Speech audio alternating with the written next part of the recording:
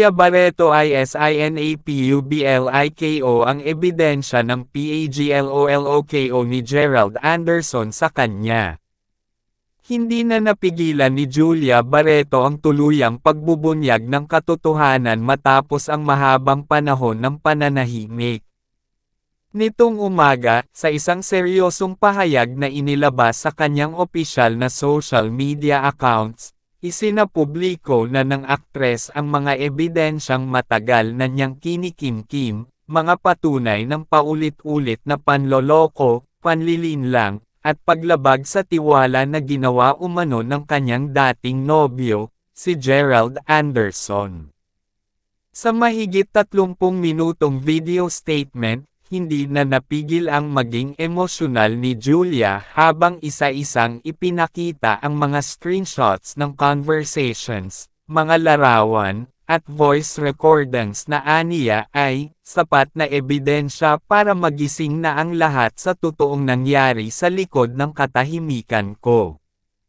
Isa sa mga ipinakitang ebidensya ay screenshot ng palitan ng mensahe sa pagitan ni Gerald at ng di umano'y ibang babae, kung saan malinaw ang mga sweet na palitan ng salita, palihim na pagkikita, at mga planong out of town na hindi kailanman nalaman ni Julia noon.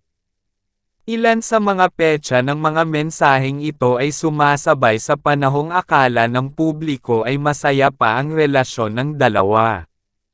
Sa gitna ng kanyang pagsasalita, nabanggit din ni Julia na may mga pagkakataon na ramdam kong may hindi tama pero pinili kong maniwala. Pinili kong magmahal. Akala ko sapat na yon para protektahan yung relasyon. Pero hindi pala sapat ang pagiging totoo kung yung isa sa inyo ay puro kasinungalingan.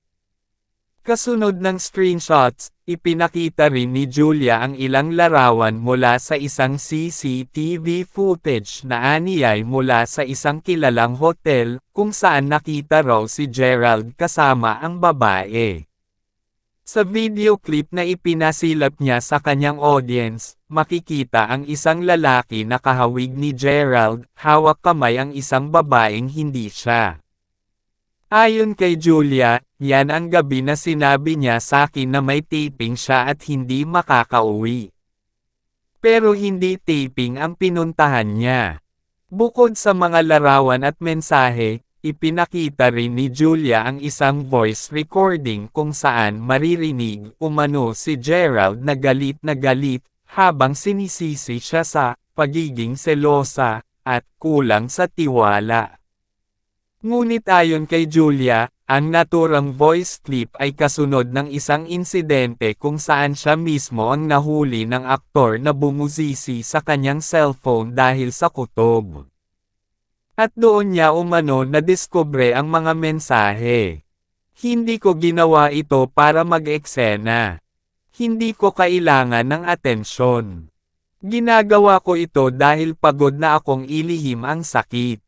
Hindi ako perpekto, pero hindi ko kailanman ipinagpalat ang tiwala niya. Hindi ko siya sinaktan.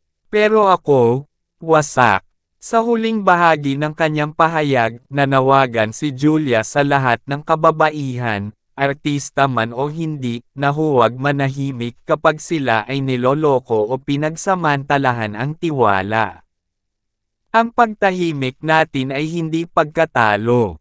Pero minsan, kailangan nating magsalita, para sa sarili natin, para sa respeto natin, at para sa mga babaeng darating pa.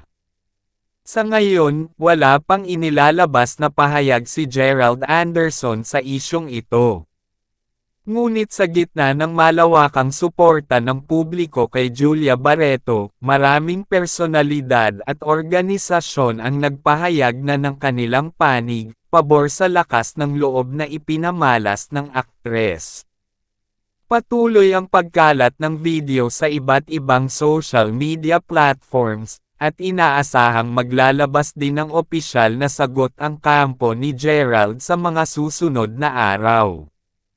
Matapos ang pagsabog ng emosyonal na pahayag ni Julia Barreto sa publiko, mas lalo pang tumindi ang sigalot at kontrobersya sa pagitan nila ni Gerald Anderson. Sa loob lamang ng ilang oras, umabot na sa mahigit 15 milyon ang views ng video na kanyang inupload, habang ang hashtag na #Julia Barreto Deserves Better ay naging trending topic hindi lamang sa Pilipinas kundi maging sa international scene, partikular sa mga bansang may malaking Filipino communities tulad ng Canada, UAE, at United States.